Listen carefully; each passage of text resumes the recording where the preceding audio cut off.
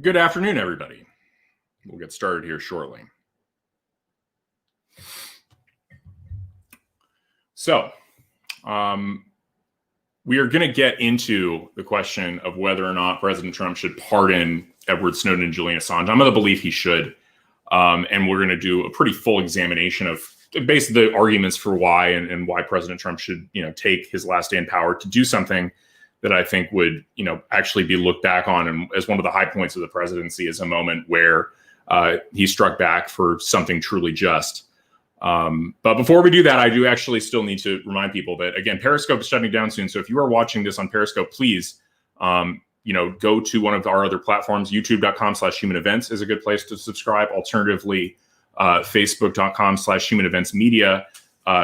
Those are places where we also live stream regularly. You can also just follow me on Twitter @Will Chamberlain, but that's where you will continue to get Human Events live streams, and doing so is extremely helpful and supports our work. So with that, let's get to the business at hand.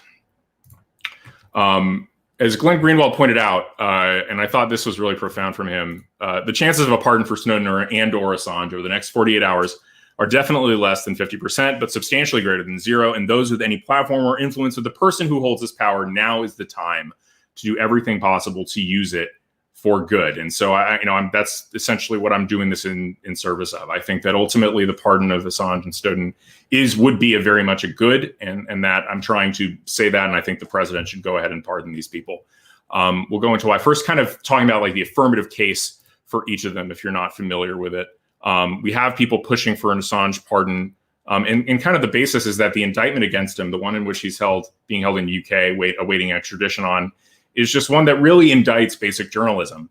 If you saw the first one, he was charged in this computer hacking conspiracy. The argument here was that he was assisting his source, Bradley Manning, now Chelsea Manning, in terms of getting access to documents about the Iraq War and other documents. And then he has a full-on indictment later on that includes Espionage Act allegations. I mean, and if you actually read these, I don't know if you can. It depends. If you're on a computer, you can. You'll have to take my word for it. But 17 of the 18 counts are about a conspiracy to receive national defense information, obtaining national defense information, and disclosure of national defense information. Well, that's speech. That goes to the core of both freedom of the press and freedom of speech. If you have if you are receiving information as a journalist, well, that's what the press does. And if you disclose it in the course of a publication, that's also journalistic activity. The idea that Assange is not a journalist doesn't make sense. And now a lot of people out there are trying to say, like, well, it's the New York Times, he's not a journalist. The New York Times is different. The Washington Post is different. We're going to get into that on kind of a lines of thinking about all the ways in which the intelligence community leaked against President Trump, hurt his administration, never got called out on the carpet for it. And everybody agrees that it was journalistic, when in reality, it's not meaningfully distinguishable from what, Julian Assange did or anybody else did.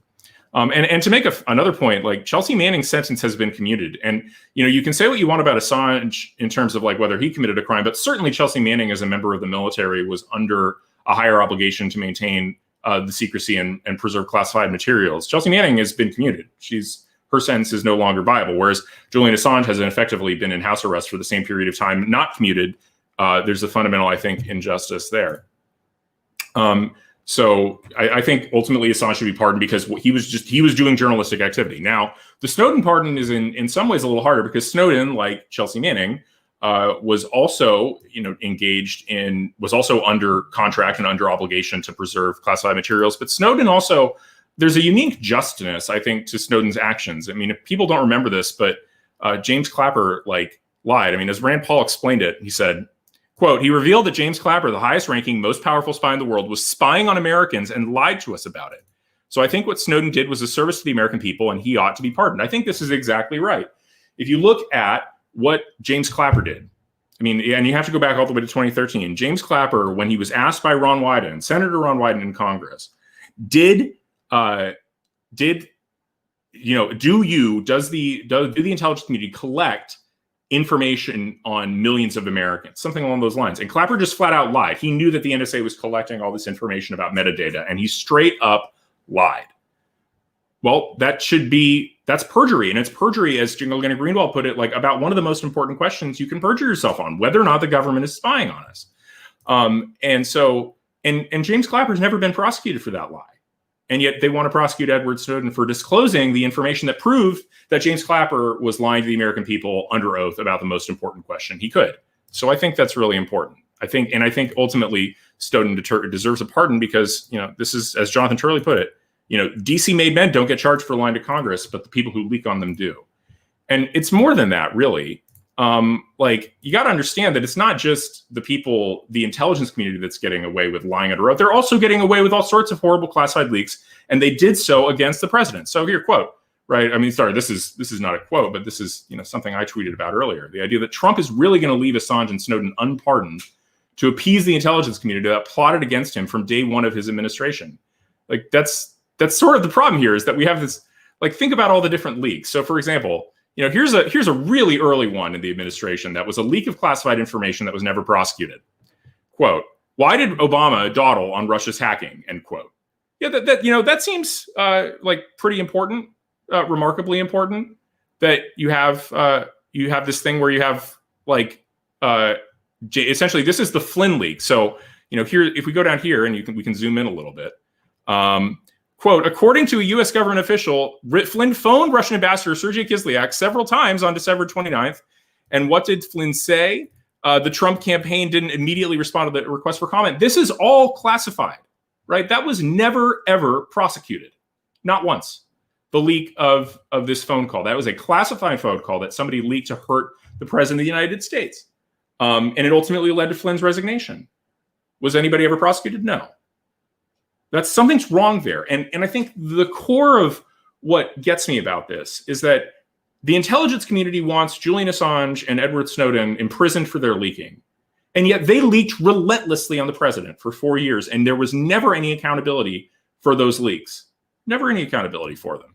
Another example, I mean, this one was just unbelievable. And it's a recent one. You'll probably remember it. Quote, let's think about this. Trump got written briefing in February on possible Russian bounties, officials say. Officials, plural. American officials provided a written briefing in late February to President Trump laying out their conclusion that a Russian military intelligence unit offered and paid bounties to Taliban-linked militants. Now, the story was mostly BS, but I want to focus on one particular point. A written briefing. A written briefing is classified. What the President of the United States learns in his intelligence briefings is classified information. That was leaked to the press, never prosecuted, never investigated, and just used to hurt the president. These are, and again, who did that? Probably the intelligence community. And notice also something different. There's a big difference between the way the intelligence community leaks and the way Assange leaks. Assange leaks and Snowden leaks complete documents that revealed wrongdoing by the intelligence community. The intelligence community leaks snippets and transcripts and small elements to the press to hurt the administration for political purposes. And they never internally police themselves for this behavior. And yet, on the other side, you have this incredibly awful behavior from you have this awful behavior from the intelligence community leaking on the president, and then you have none of that, and you have actually just public interested leaking from the Assange and Snowden types, and only one of them gets prosecuted. That's a double standard that shouldn't survive. And it's moreover, when Trump is listening, well, the intelligence community is doesn't want this. Why should he have any fidelity to an intelligence community that was leaking on him like this without consequence? Shouldn't these people were trying to ruin his administration from day one, and he's trying to protect them? They don't deserve any protection. I'm sorry. This is not a double standard that should sustain itself. And let's think about the other shenanigans that went on. Comey leaking his memos about discussions he had with the president. That certainly was, I'm not sure if that was classified, but it was privileged information, right? That's executive privilege. That's the president talking on the record with one of his own staff. And that was leaked. And that he didn't have any permission to do that. He shouldn't have done it. He was fired, I think, for something in relation to it. Talk about also the fact that the FBI failed to inform the FISA court that the Steele dossier was unreliable. I mean, there was a whole movie, the Plot Against the President, which you should go see, which went into detail about the deep state shenanigans that were done against President Trump by the FBI and by others to try and get his administration. And yet, again, these are the people he's listening to when it comes to the Snowden and Assange pardons. Only one person, as far as I can tell, has been held accountable, Kevin Kleinsmith. But there was a lot of other malfeasance that was happening that was targeted at him. And then other stuff, too. Just generally how the media was incredibly hostile to him. and how people were leaking on him. I mean, think about this piece, Trump, Americans who died in war are losers and suckers. This was Jeffrey Goldberg to anonymous sources who didn't have any information and weren't willing to go on the record. It probably was false, but even if true, it just is another sign about how they were leaking on him relentlessly. So it's been a terrible thing, what's been going on. And I want to focus on why might President Trump be doing this? So Jack Sovic reported that one of the factors in the pardon decisions was the fact that he is worried about the Senate impeachment trial and that they thinks they're using it as leverage to prevent him from pardoning people they don't want. So this is appalling, actually. Impeachment, as written, has nothing to do with his use of the pardon power and only is focused on his actions on January 6th, which by any technical legal definition were not incitement. But the idea that they use impeachment as a tool to prevent him from exercising his own pardon power, that's appalling and an abuse of the Constitution and an abuse of the impeachment power. It shouldn't be what motivates this. And the other thing, again, if you look at this, the other idea is that he sided with a view that it would damage national security via illegal leaks. I'm sorry. The national damage to national security has been done via leaks against him himself, and those have never been prosecuted. He should not be sympathetic. But two, I just find, honestly, I have to criticize one Trump pardon and say, if you're going to do that one, this one would be far more just. And that's the pardon of Charles Kushner. And this is where I'm actually going to be a little critical of the president, because this pardon to me is pretty appalling. Let's talk about some of the facts of what happened in this pardon and understand what it means. Quoting from Yahoo News, that Chris Christie called it one of the most loathsome, disgusting crimes he ever prosecuted. After Charles Kushner, that's Jared Kushner's father, discovered his brother-in-law was cooperating with federal authorities, the wealthy real estate executive and father of President Trump's son-in-law hatched a scheme for revenge and intimidation. Kushner hired a prostitute to lure his brother-in-law, then arranged to have the encounter filmed in a motel room as part of a blackmail scheme. And he was pardoned for it. That's a horrible, horrible thing to have done, right? The sentence is already over. I don't know why this man deserves a presidential pardon for soliciting a prostitute to blackmail your brother-in-law. It's a horrible crime. There's no justification for it. And compare that to Snowden's crime of revealing wrongdoing by James Clapper and members of the deep state. It's just not even a close question. So I think, I have a hard time taking Trump seriously when he's like, well, I got to take the national security into account here. It's like, you do? What about all the leaks against you? And what about all the other pardons you did that were far less in the interests of justice? This is the opportunity to do something in the interest of justice. And I want to make a final point. There's something really valuable about changing the conversation. In the weeks after the inauguration, right now, they're trying to portray Trump as this fundamental insurrectionist who's trying to overthrow the democracy, et cetera, et cetera, et cetera. I think a really good move from just a political perspective would be to pardon Snowden and Assange and make that the story of the weeks after your election, right? Make your pardons the story. Don't make the story be this absurd insurrection talk. I think it's way overblown. I think it's wild, but it's just a good political move to just give people another shiny object to focus on that's much more controversial. And I think, so there's a lot of reasons, but ultimately I think it just comes down to these are pardons that should happen. They're just, both Assange was doing journalism. Snowden was revealing wrongdoing by our deep state. That wrongdoing has never been prosecuted. There's been immense amounts of leaking of classified information against the president by the intelligence community. They don't deserve any additional solicitation or support from the president, who's been essentially they betrayed.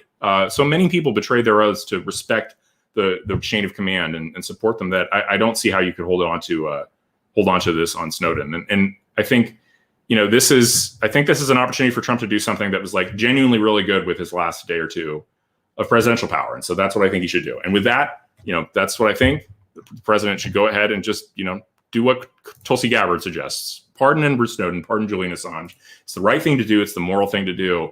And it also is a good way to get back at the people who undermined your administration from day one and violated their own oaths. So that's what I got. Okay, I'm going to review some of the comments here.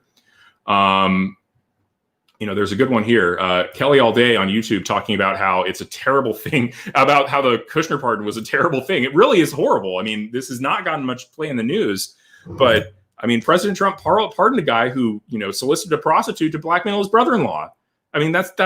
There's no justice in that. That person, the least I can think of, a million people more deserving of clemency than that. Basically, everybody in prison is more deserving of it, and that pardon went out. Certainly, I just don't want to hear it about how unjust the Snowden and Assange pardons would be, given this Kushner pardon for his son-in-law's father. Is that, what do you call that? Son-in-law's father. I don't even know if there's another actual name for that in our world.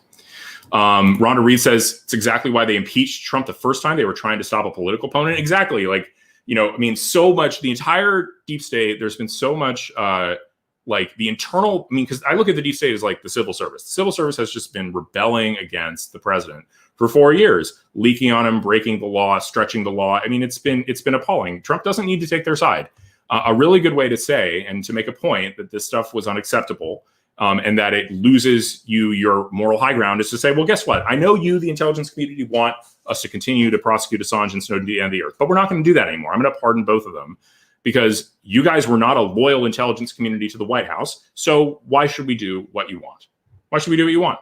And it doesn't set some future precedent or create future incentives to do these things because it's a last minute pardon that probably won't be replicated. Other questions here. Speaking of clemency, could you grant me some now that Periscope is ending? No, Ricky, I can't. Where else is that? What other good questions are there here? Trump should pardon Barack Obama and Hunter Biden for their alleged crimes. That would be funny. I'd be okay with a Hunter Biden pardon. I think that would be somewhat magnanimous. Let's see. I think folks like Pompeo are against pardoning Assange, not President Trump. Well, I'm reading news that he's decided not to, but I think he should reject it. I think he should go ahead and get those pardons done. Ryan Cox asked an interesting question. What are the odds that the DOJ immediately indicts Snowden and Assange again on different charges just to ensure that they never walk free again? I think that's where you just write the pardon broadly enough to cover all the behavior in question to prevent that sort of thing from happening. Then it would be a double jeopardy issue. All you need to do is write the pardon properly and you can prevent future indictments. You just need to write it broad enough. Let's see. Yeah, the leak may have cost Trump Arizona. Sidney McCain was quiet until the bounty thing came out. I think it probably did. And it was never based on, the bounty leak was never based on anything like serious. Because it was leaked selectively and not put in the context of broader intelligence. And like, that's why. So again, it's not just that it's a leak of classified. It was a selectively designed to hurt the administration by a government official. That's rebellious. Like, if you want to talk about sedition, everybody's talking about sedition. That's sedition, leaking classified info on what the president of the United States is receiving in their intelligence briefing. Doesn't even have complete context to embarrass the president. That's terrible, and it's the kind of thing that would happen routinely. And as Jack says, it's because of the Senate impeachment trial. I think we talked about Jack for that. So that's what I got. Let's see. Karen Hager-Matthew says it right. Both should be pardoned. Bill Barr did lobby against the Assange pardon. I saw that. I like Bill Barr a lot. I know I'm one of the few people who does still. I think he did a good job. And I think, ultimately we see that it wasn't really productive for the president to be 100% invested in trying to win on the election fraud question. It just didn't work. And our energies probably could have been better spent winning the GOP Senate races and figuring out how to wield executive power in the last couple months. But I don't agree with Barr on the Assange pardon. I'm sorry. Barr is more of a classic national security state guy. He's a classic Republican. I understand Barr's going to lobby against it. I think that, that should not have been done. Let's see. I'm looking for other comments on point. I generally don't put comments that are do random comments up. I want to do that. Somebody says, maybe Trump knows something you don't. I think we should get out of this entire mindset of the idea that Trump knows these things that we all don't, because that reminds me of, I spent 4 years being told by commenters that, well, your criticisms of Trump are wrong because Trump really knows, actually is really strategically doing 4D chess here. I think we have to, with a day left in the administration, realize that it wasn't all 4D chess, and that indeed Trump is not like God and does not make perfect decisions all the time. That doesn't mean I didn't support the guy. I did vehemently, and I still really bummed that he didn't win the election. But I think he is human and fallible like everybody else. Jack is doing alive. Well, I will get in on that in a second, and I'll get off here. So again, but before I go, thank you so much. If you're still watching and you haven't done this yet, hit either like on facebook.com/Human Events Media, where you'll get access to live streams and you should be able to get notifications, or subscribe to the youtube.com/Human Events. Doing both of those things is extraordinarily helpful, allows us to, continue to, do these and build them up. And it makes it just helps, very, very helpful. So if you enjoy these live streams and get a lot of value out of them, I urge you guys to either subscribe at youtube.com/Human Events, or like at facebook.com/human events media. Because again, Periscope's going away in about like 2 months. So, all right. Thank you so much, guys. I will talk to you tomorrow.